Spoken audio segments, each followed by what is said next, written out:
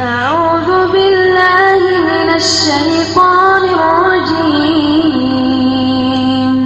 بسم الله الرحمن الرحيم. إنا فتحنا لك فتحا مبينا ليغفر لك الله ما تقدم من ذنبك وما تأخر ويتم نعمته عليك ويهديك صراطا مستقيما وينصرك الله نصرا عزيزا.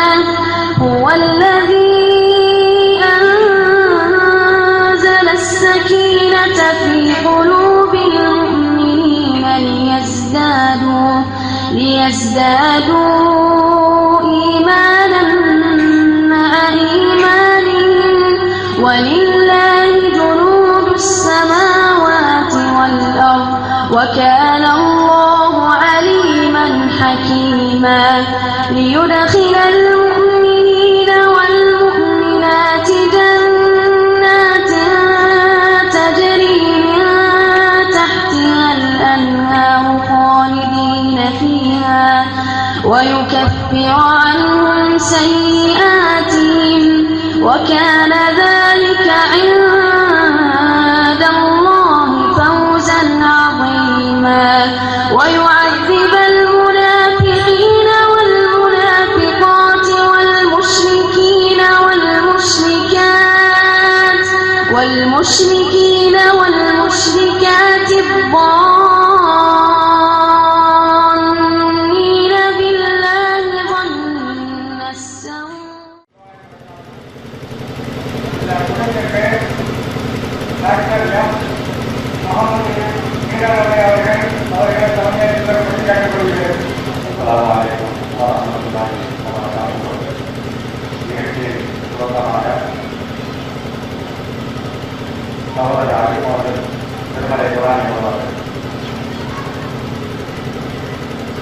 Assalamualaikum warahmatullahi wabarakatuh. A'udzu billahi minasy syaithanir rajim. Bismillahirrahmanirrahim. Alhamdulillahi rabbil alamin. Ar-Rahmanir Rahim. Maliki yawmiddin. Iyyaka na'budu wa iyyaka nasta'in. Ihdinas siratal mustaqim. Siratal ladzina an'amta 'alaihim ghairil maghdubi 'alaihim waladdallin.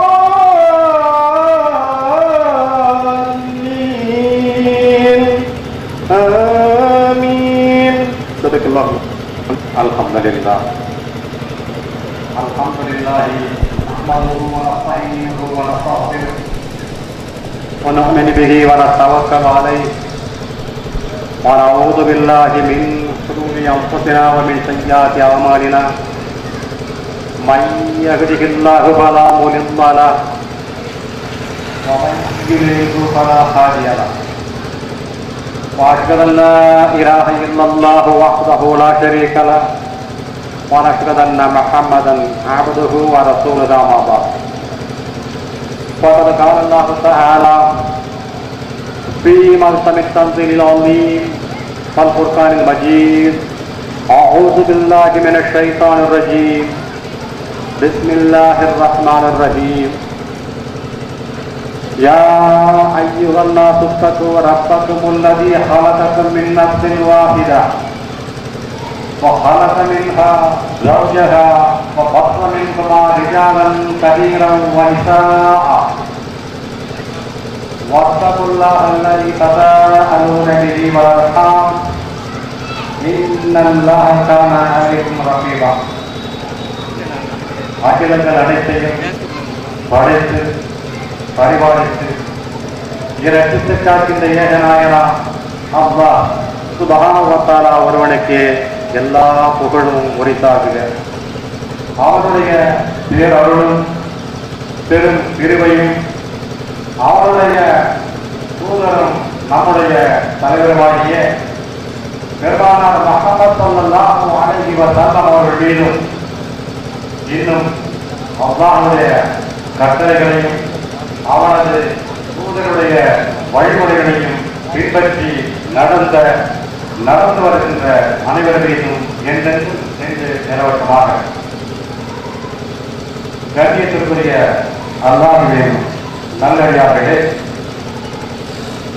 நேரத்தில் அறிஞர்கள் மிக சுருக்கமாகவே அந்த தலைமைகளை எடுத்துக் கொள்ள நாடுகின்றேன்.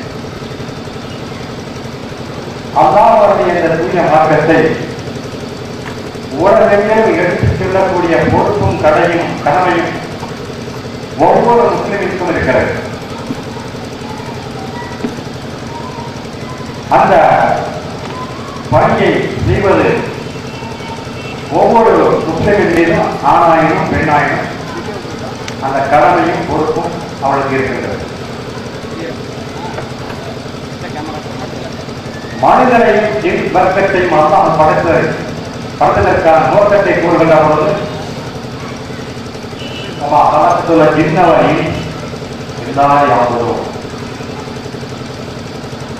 இந்த ஜின் வர்க்கத்தையும் மனித வர்க்கத்தையும் என்னை வணங்குவதற்காக அன்றி நான் படைக்கவில்லை. ஜின்களையும் மனிதர்களையும் அல்லாஹ் படைத்ததற்கான ஒரே நோக்கம் அவனை வணங்குவது மட்டும்தான். வணங்குவது என்றால் தொழுகை, நோன்பு, ஜகாத், ஹஜ் இவைகள் மட்டும்தான் என்று விளங்கி வைத்திருக்கின்றோம். அன்புக்குரிய சகோதர சகோதரி விளங்கிக் கொள்ளுங்கள். அப்படியானால் அது அல்லாத எந்த அமலையும் ஒரு முஸ்லிம் செய்ய முடியாது. உண்பது, உடுத்துவது, உறங்குவது எதையும் செய்ய முடியாது. எனவே அல்லாஹ் படைத்தது வணங்குவதற்காக மட்டும்தான். எனவே நான் சாப்பிட மாட்டேன், குளிக்க மாட்டேன், தூங்க மாட்டேன் அப்படி யாரும் சொல்வதில்லை. ஆனாலும் அதையெல்லாம் செய்து கொண்டிருக்கிறோம். காரணம் நமக்கு நன்றாக தெரியும், அல்லாஹ் வணக்கம் என்று சொன்னால் எதையெல்லாம் அல்லாஹ் செய்யும்படி நம்மை ஏறி இருக்கின்றானோ அவைகளை செய்வது வணக்கம். எதையெல்லாம் அல்லாஹ்வும் அல்லாஹ்வுடைய தூதரும் செய்யக்கூடாது என்று தடுத்து இருக்கிறார்களோ அதை செய்யாமல் இருப்பது வணக்கம். இதுதான் வணக்கத்தினுடைய சுருக்கமான பொருள். அந்த அடிப்படையிலே அல்லாஹ்வுடைய இந்த தூய மார்க்கத்தை ஒவ்வொரு முஸ்லிமான அழைப்புப்படி செய்து கொண்டே இருக்க வேண்டும். அது அன்றாட பணிகளில் ஒன்றாக கூட இருக்க வேண்டும். அல்லாஹ் கூறுகிறான் தன் திருமறை குர்ஆனிலே, குன்தும் ஹைர உம்மத்தின் உஹ்ரஜத் லின்னாஸ் தஅமரூன பில் மஅரூஃபி வ தன்ஹவுன அனில் முன்கர் வ துஅமினூன பில்லாஹ். அல்லாஹ் கூறுகிறான், படைக்கப்பட்ட இந்த சமுதாயத்திலேயே நீங்கள் தான், இந்த மனிதர்களிலேயே நீங்கள் தான் சிறந்த சமுதாயமாக இருக்கிறீர்கள். காரணம், நீங்கள் நன்மையை செய்யும்படி ஏவுகின்றீர்கள், தீமையை விட்டும் தடுக்கின்றீர்கள், அல்லாஹ்வின் மீது திடமான நம்பிக்கை வைக்கின்றீர்கள். இந்த 3 காரியங்களை நீங்கள் செய்கின்ற காரணத்தால் அல்லாஹ் உங்களை சிறந்த சமுதாயம் என்று கூறுகிறான். எந்த காரியத்தை செய்ததுக்காக? நன்மையை ஏவுதலும், தீமையை தடுத்தலும், அல்லாஹ்வின் மீது திடமான நம்பிக்கை வைத்தல். இந்த 3 காரியங்களை செய்யக்கூடிய அந்த மக்களை பார்த்து அல்லாஹ் கூறுகிறான் ஹைர உம்மா, சிறந்த சமுதாயம் என்று கூறுகிறான். அந்த காரணத்திற்காக அல்லாஹ் கூறக்கூடிய அந்த சிறந்த சமுதாயத்திலே நாமும் ஒருவராக ஆக வேண்டும் என்பதற்காக நன்மையை ஏவக்கூடிய, தீமையை தடுக்கக்கூடிய இந்த பணியில் ஈடுபட்டுக் கொண்டிருக்கின்றோம். வேறொரு இடத்திலே அல்லாஹ் கூறுகிறான் தன் திருமறை குர்ஆனிலே, வல்தகும் மின்கும் உம்மத்துன் யதுஊன இலல் ஹைரி வ யஅமரூன பில் மஅரூஃபி வ யன்ஹவுன அனில் முன்கர் வ உலாயிக ஹுமுல் முஃப்லிஹூன். அல்லாஹ் சொல்றான் 3வது அத்தியாயம் சூரத் ஆல இம்ரான்ல சொல்றான்ல, வசனம் 105 என்ன சொல்றா? மக்களை நன்மையின் பக்கம் அழைக்கக்கூடியவர்களாகவும் நன்மையை கொண்டு ஏவக்கூடியவர்களாகவும் தீமையை விட்டும் தடுக்கக்கூடியவர்களாகவும் உங்களில் ஒரு கூட்டத்தார் இருக்கட்டும். எல்லோரும் இந்த பணியை செய்யலன்னா பரவாயில்லை, ஒட்டுமொத்த மனித சமுதாயத்தில் சிலராவது ஒரு சின்னஞ்சிறிய கூட்டமாவது இந்த காரியத்தை செய்யுங்கன்னு நல்லா சொல்றான். எந்த காரியத்தை? மக்களை நன்மையின் பக்கம் அழைக்கக்கூடியவர்களாகவும் நல்லதை கொண்டு ஏவக்கூடியவர்களாகவும் தீமையை விட்டு தடுக்கக்கூடியவர்களாகவும் உங்களில் ஒரு கூட்டத்தார் இருக்கட்டும். அவர்கள்தான் வெற்றி பெற்றோர் ஆவர். வெற்றி பெறக்கூடியவர் சொல்லல, வெற்றி பெற்றவர் ஆவார் என்று அல்லாஹ் கூறுகிறான் தன் திருமறை குர்ஆனிலே. அந்த அடிப்படையிலே தான் அந்த நன்மையை, மக்களை நன்மையின் மேல அழைக்கக்கூடிய இந்த பணியை இந்த பொதுக்கூட்டங்கள் மூலமாக நடத்தி கொண்டிருக்கிறோம். அதான் அதுக்கு நோக்கம். இந்த கூட்டத்தை போறதுக்கான நோக்கமே அதுதான். சத்தியத்தை எத்தி வைக்கணும், நன்மையை எடுத்து வைக்கணும், தீமையை அடையாளம் காட்டணும், தடுக்கிறதுக்காக. அந்த நோக்கத்துக்காகத்தான் அல்லாஹ்வுடைய கட்டளை பிரகாரம் இதை செய்யறோம். அதே போல அந்த மார்க்கத்துல கொஞ்சம் விஷயம் கொஞ்சம் தான் எனக்கு தெரியும், அதனால சொல்ல வெக்கமா இருக்குன்னு மறைக்க கூடாது, வெக்கப்படவே கூடாது, சொல்லணும். தெரிஞ்ச வரைக்கும் நீங்க சொல்லணும் பிறருக்கு. நபிகள் நாயகம் ஸல்லல்லாஹு அலைஹி வஸல்லம் கூறினார்கள், பல்லிகு அன்னி வலவாயா, என்னை பற்றிய ஒரு சிறு செய்தி உங்களுக்கு தெரிந்திருந்தாலும் அதை பிறருக்கு எத்தி வைத்து விடுங்கள். நமக்கு போடுற ஆர்டர் யாரு? அல்லாஹ்வுடைய திருத்தூதர் ஸல்லல்லாஹு அலைஹி வஸல்லம் நமக்கு போட்டு போனாங்க அந்த உத்தரவை. என்ன உத்தரவு?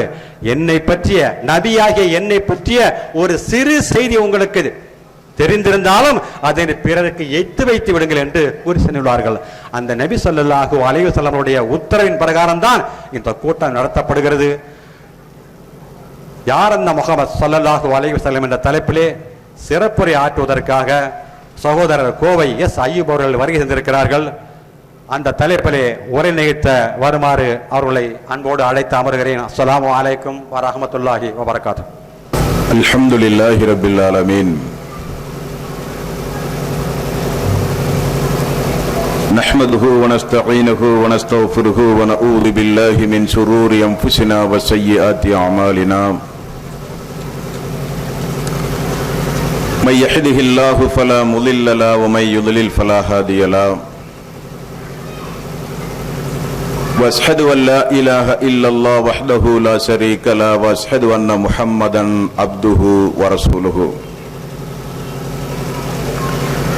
يا ايها الذين امنوا اتقوا الله حق تقاته ولا تموتن الا وانتم مسلمون يا أيها الناس اتقوا ربكم الذي خلقكم من نفس واحدة وخلق منها زوجها وبث منهما رجالا كثيرا ونساء واتقوا الله الذي تساءلون به والأرحام إن الله كان عليكم رقيبا يا أيها الذين آمنوا اتقوا الله وقولوا قولا سديدا يصلح لكم أعمالكم ويغفر لكم ذنوبكم ومن يطع الله ورسوله فقد فاز فوزا عظيما فإن خير الحديث كتاب الله وخير الهدي هدي محمد صلى الله عليه وسلم وشر الأمور محدثاتها وكل محدثة بدعة وكل بدعة ضلالة وكل ضلالة في النار.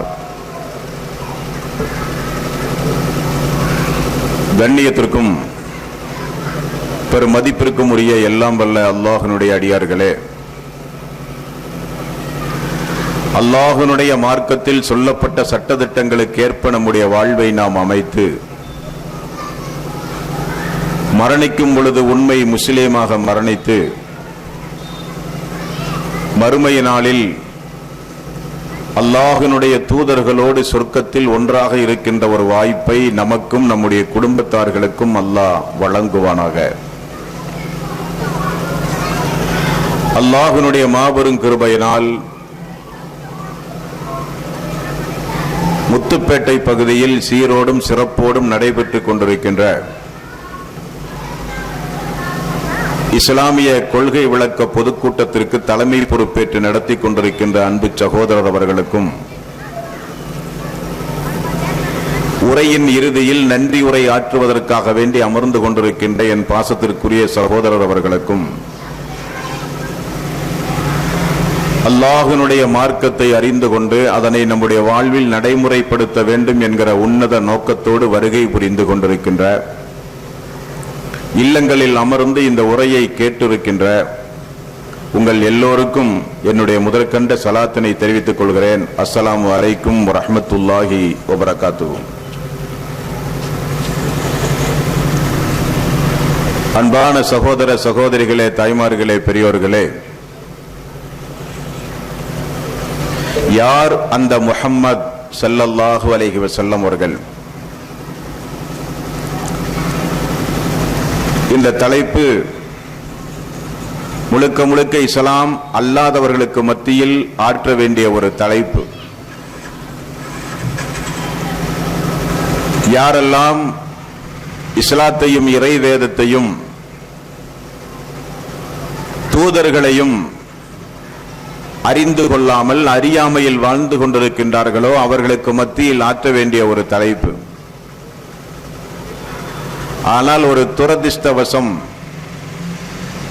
இஸ்லாமிய சமுதாயம் வாழ்ந்து கொண்டிருக்கின்ற முஸ்லிம்களுக்கு மத்தியில் இந்த தலைப்பை பேச வேண்டிய ஒரு சூழ்நிலைக்கு நாம் தள்ளப்பட்டு விட்டோம். என்ன காரணம் என்றால், அல்லாஹ்வுடைய ரசூலை அல்லாஹு தஆலா எதற்காக வேண்டி இந்த உலகத்திற்கு அனுப்பினானோ அந்த நோக்கத்தை நாம் புரியாமல் வாழ்ந்து கொண்டிருக்கின்றோம். அல்லாஹ்வினுடைய தூதரை எப்படி நேசிப்பது, அவரின் மீது எப்படி அன்பு பாராட்டுவது, அவரோடு மறுமை நாளிலே சொர்க்கத்தில் ஒன்றாக இருக்கின்ற வாய்ப்பை எப்படி நாம் பெறுவது என்பதை எல்லாம் மறந்து இந்த உலகத்தில் வாழ்ந்து கொண்டிருக்கின்ற காரணத்தினால் அல்லாஹ்வினுடைய ரசூலை முஸ்லிம் சமூகத்திற்கு மத்தியிலேயே அறிமுகம் செய்ய வேண்டிய ஒரு சங்கடமான ஒரு சூழ்நிலையில் நாம் எல்லாம் இருந்து கொண்டிருக்கின்றோம். முஸ்லிம் குடும்பங்களில் வளர்ந்து வருகின்ற இளைய தலைமுறையினருடைய உள்ளங்களை நாம் பரிசோதித்து பார்த்தால், விளையாட்டு வீரர்களையும் சினிமா நடிகர்களையும் உள்ளத்திலே தாங்கி நேசித்து ஒரு சமுதாயமே இன்றைக்கு வளர்ந்து வருகிறது. யூத சமுதாயத்தை எடுத்துக்கொண்டால் வளர்ந்து வருகிற பிள்ளைகளுக்கு தங்களுடைய வாழ்வின் சரித்திரத்தை சொல்லிக் கொடுப்பார்கள். மத கோட்பாட்டுகளை சிறு வயதிலேயே போதிப்பார்கள். அந்த யூதர்கள் தங்களுடைய பிள்ளையை அப்படி ஊட்டி வளர்த்து வாலிபனாகும் போது அவன் யூத மதத்தை குறித்து நன்றாக அறிந்திருப்பான். ஆகவேதான் இந்த உலகத்திலே நீங்கள் பாருங்கள், யூதர்கள் மதம் மாறுவது என்பது மிக மிக அரிது. கிறிஸ்தவர்கள் மதம் மாறுவார்கள், இந்துக்கள் மதம் மாறுவார்கள், எல்லா மக்களும் இந்த உலகத்திலே மதம் மாறுவார்கள். மதங்களை பிரச்சாரம் கூட செய்வார்கள். அவருடைய கொள்கைகளை புத்தகமாக அடித்து வெளியிடுவார்கள். நிறைய புத்தகம் பாருங்கள் கிறிஸ்தவ மதத்திற்கு உண்டு, நிறைய புத்தகம் புத்த மதத்திற்கு உண்டு, நிறைய மதத்தை வலியுறுத்தி பேசுகின்ற இந்து மத கோட்பாடுகளை அடங்கிய இந்து மத புத்தகம் உண்டு. ஆனா யூதர்களை பற்றியுள்ள மத கோட்பாடான புத்தகத்தை எங்காவது பார்த்திருக்கிறீர்களா? யூதர்கள் எங்காவது ஒரு மாநாடு நடத்தி தங்களுடைய மார்க்கத்தை சொல்லுவதை எங்காவது கேள்விப்பட்டிருக்கின்றீர்களா? காரணம், அது அவர்களுக்கு தேவையில்லை. ஏன் தேவையில்லை என்றால், சிறு வயதிலிருந்தே அவர்கள் தங்களுடைய மார்க்கத்தை மதத்தை மக்களுக்கு போதித்து தலைமுறை தலைமுறையாக இந்த உலகத்தில் ஒரு சமுதாயம் நம்முடைய கண் எதிரே வாழ்ந்து கொண்டிருக்கின்றது. முஸ்லிம் சமூகத்தில் ஒரு குழந்தை பிறந்தால் அந்த குழந்தை பேச துவங்கி அந்த குழந்தைக்கு நல்லது எது தீயது என்பதை உணர்ந்து வளர்ந்து வருகிற அந்த வாலிப வயதில் அல்லாஹ்வுடைய ரசூலை குறித்து அந்த குழந்தைகளுக்கு பாடம் எடுத்த பெற்றோர்கள் நம்மில் எத்தனை பேர்கள்? ஏன் அந்த இடம் வெற்றிடமாக இருக்கிறது என்றால், பெற்றோர்களுக்கே அல்லாஹ்வுடைய ரசூலை குறித்து தெரியாது. சினிமா நடிகர்களையும் விளையாட்டு வீரர்களையும் அரசியல்வாதிகளையும் நாம் நேசிக்கின்ற பல தலைவர்களுடைய வாழ்க்கை வரலாற்றை துல்லியமாக நாம் அறிந்து வைத்திருக்கிறோம். ரசூலுல்லாஹி ஸல்லல்லாஹு அலைஹி வஸல்லம் உடைய வாழ்க்கை வரலாற்றை அறிந்தவர்கள் முஸ்லிம் சமுதாயத்தில் மொத்தம் எத்தனை பேர்? அல்லாஹ்வுடைய ரசூலுடைய தாய் யார், தந்தை யார், தாய் தந்தைக்கு பிறகு அவர் யாரிடத்திலே வளர்ந்து வாலிப வயதை அடைந்தார், அவருடைய மனைவிமார்கள் யார், அவருக்கு பிறந்த குழந்தைகள் யார், மக்காவில் எத்தனை வருட காலம் வாழ்ந்தார்கள், மதீனாவிலே எத்தனை வருட காலம் வாழ்ந்தார்கள், இஸ்லாமிய சாம்ராஜ்யத்தை நிறுவிய பிறகு எத்தனை போர்களை பங்கெடுத்து நடத்தினார்கள், தலைமையேற்று நடத்தினார்கள், எத்தனை போர்களிலே பங்கெடுத்தார்கள். இஸ்லாமிய மார்க்கத்தை இந்த மனித சமுதாயத்திலே வேரூன்றுவதற்காக வேண்டி அவர் செய்த தியாகம், அவரோடு வாழ்ந்த ஒரு சமுதாய தியாகம் இந்த மனித சமுதாயத்தில் யாருக்காவது தெரியுமா? பிள்ளைகளுக்கு போதித்திருக்கிறோமா என்றால் இல்லை என்பதுதானே யதார்த்தம். அந்த நிலை நீடிக்க கூடாது. நம்முடைய இஸ்லாமிய சமூகத்தில் அல்லாஹ்வுடைய ரசூலை குறித்து ஒரு சரியான ஒரு கண்ணோட்டம் இருக்க வேண்டும் என்பதற்குத்தான் இந்த தலைப்பு. மாட்டு மரத்தவர்கள் அங்குமிங்குமாக மேடைகளை போட்டு இருக்கிற ஒட்டுமொத்த மீடியாக்களையும் கையிலே வைத்துக் கொண்டு ஆட்சி பலத்தால், அதிகார பலத்தால் ஒட்டுமொத்த தீய சக்திகளும் ஒன்று திரண்டு அல்லாஹ்வுடைய ரசூலை இன்றைக்கு கேவலப்படுத்த வேண்டும், இந்த மார்க்கத்தை அழிக்க வேண்டும், திருமறை குர்ஆனுடைய போதனைகள் மக்கள் மத்தியிலே சென்றுவிடக் கூடாது என்பதற்காக வேண்டி இமாயமலை அளவுக்கு உயர்ந்து நிற்கிற தீய சக்திகளை எதிர்ப்பதற்கு இந்த இஸ்லாமிய சமுதாயத்திற்கு அல்லாஹ்வுடைய ரசூலை குறித்துள்ள அறிவுண்டுமா என்றால் இல்லை என்பதுதானே ஒரு பரிதாபத்திற்குரிய நிலை. ஏதாவது ஒரு மாட்டு மத அன்பர் இஸ்லாமிய மார்க்கத்தை ஏற்றுக்கொண்டு ஒரு இஸ்லாமிய குடும்பத்திற்குள் வந்து இந்த முஹம்மது என்பவர் யார் என்று கேட்டால் அவரை அமர வைத்து ஒரு 10 நிமிடம் சுருக்கமாக அல்லாஹ்வுடைய ரசூலை குறித்து சொல்லிக் கொடுக்க முடியுமா? அப்படி யாராவது கேட்டு வந்தால் உடனே இஸ்லாமிய சமுதாய மக்கள் பள்ளியிலே இருக்கிற இமாமிடத்திலே தாட்டி விடுகிறார்கள். மார்க்க அறிஞர்கள் யார் என்று பார்த்து அவருடைய கையிலே ஒப்படைத்து விடுகிறார்கள். காரணம், இஸ்லாமிய மார்க்கத்தை விளங்குகிற விஷயத்தில் இன்னும் ஆரம்ப பாடசாலையில் தான் நாம் எல்லாம் இருக்கிறோம். முத்துப்பேட்டையில் இப்படிப்பட்ட ஒரு நிகழ்ச்சி நடத்தி இஸ்லாமிய சமுதாயத்தினுடைய உணர்வுகளை திட்டி தீர்ப்பதற்காக வேண்டியோ உள்ளத்தை காயப்படுத்துவதற்காக வேண்டியோ அல்ல இந்த நிகழ்ச்சி. நாம் நம்மை குறித்து ஒரு மறுபரிசீலனை செய்ய வேண்டும். உண்மைதானே? நம்முடைய வாழ்நாளில் நம்முடைய பிள்ளைகளுக்கு, பள்ளிக்கூடம் முடிந்து திரும்ப வருகிற பிள்ளைகளுக்கு அமர வைத்து அல்லாஹ்வுடைய மார்க்கத்தை போதித்திருக்கிறோமா? சிறு பிள்ளைகளுக்கு அல்லாஹ்வுடைய ரசூலுடைய வாழ்க்கை வரலாறை சொல்லிக் கொடுத்திருக்கிறோமா?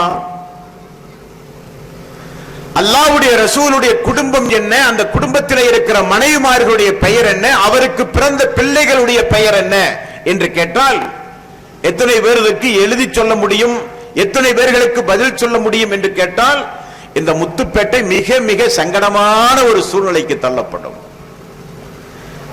நமக்கெல்லாம் அல்லாஹ்வுடைய ரசூலை எப்பொழுது அறிமுகம் செய்வார்கள் தெரியுமா? ரபியுல் அவ்வல் மாதம் வரும் பொழுது அவருக்கு ஒரு பிறந்த தின விழா கொண்டாடுகிறோம் என்கிற பெயரில் ஒரு மேடையை போட்டு அரசியல்வாதிகளை எல்லாம் வரவழைத்து அல்லாஹ்வுடைய ரசூலை குறித்து இஸ்லாமிய சமுதாயத்தில் ஒரு 10 நிமிடம், 5 நிமிடம், 15 நிமிடம் பேசிவிட்டு சொல்லுவார்கள்.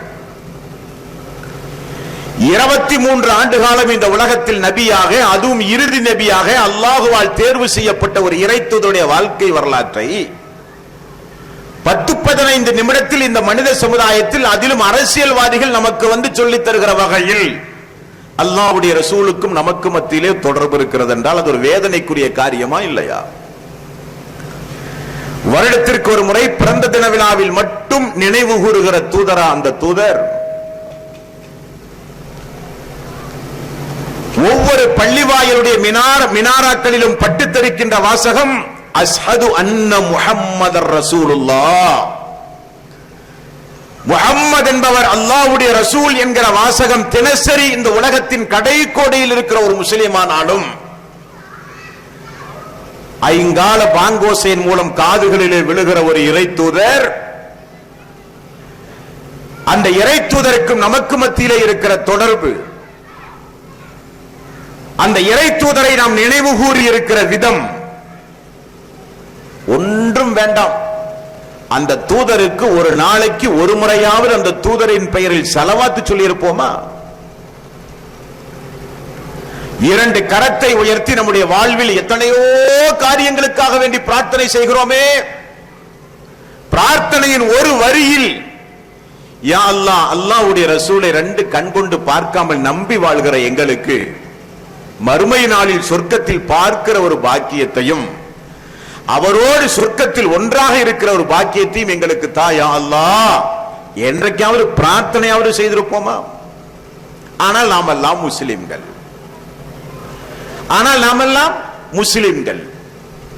பொதுவாக முஸ்லிம் என்றால் என்னவென்றே நிறைய பேருக்கு தெரியாது. முஸ்லிம் என்பது பிறக்கும் போதே நம்முடைய உடலில் ஒட்டிக்கொள்கின்ற, சொல்லிக்கொள்ளாமல் ஒட்டிக்கொள்கின்ற ஒரு பட்டமல்ல முஸ்லிம் என்பது. அது வேண்டுமானால் வேறு வேறு மதங்களுக்கு பொருந்தலாம். கிறிஸ்தவ சமுதாயத்தில் பிறந்தால் ஒரு மனிதர் கிறிஸ்தவராக முடியும். இந்து சமுதாயத்தில் ஒரு மனிதர் பிறந்தால் அவர் இந்துவாக முடியும். புத்த மதத்தில் ஒரு மனிதர் பிறந்தால் வளர்ப்பிலேயே அவர் புத்தராக முடியும். ஒரு முஸ்லிம் குடும்பத்தில் ஒரு மனிதர் பிறந்தால் அவர் முஸ்லீமாக முடியுமா? முடியாது. என்ன காரணம்? அது பிறப்பின் அடிப்படையில் கிடைக்கின்ற ஒரு பட்டம் அல்ல. அந்த குழந்தை ஒரு 10 வயதை தாண்டும் போது இஸ்லாத்தினுடைய சட்ட திட்டங்களை, செய்ய வேண்டியதை செய்து தடுக்க வேண்டியதை தடுத்து, இஸ்லாமிய கோட்பாடுகளை தன்னுடைய வாழ்வில் பின்பற்றி வாழும் போது அவர் முஸ்லிம். ஒருவர் முஸ்லீமாக இருக்கிறார், பெயர் முஸ்தபாவோ யூசுஃபோ என்ன வேண்டுமானாலும் வைத்துக் கொள்ளுங்கள்.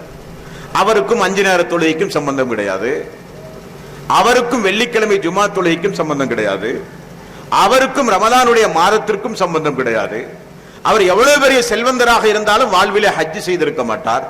எவ்வளவு பெரிய செல்வந்தராக இருந்தாலும் வாழ்விலே ஜக்காத்து கொடுத்திருக்க மாட்டார். மாறாக செய்ய வேண்டியதை செய்யாமல் தடுக்கக்கூடிய பல்வேறு காரியங்களை செய்து கொண்டு நானும் முஸ்லிம் என்று சொன்னால் சமுதாயத்தில் எப்படி அவரை முஸ்லீமாக அங்கீகரிக்க முடியும்? என்னை பெற்ற என்னுடைய தாய் யார், தந்தை யார் என்பதை நான் அறிந்து வைத்திருக்கிறேன். எனக்கு பிறந்த என்னுடைய பிள்ளைகளை நான் புரிந்து வைத்திருக்கிறேன்.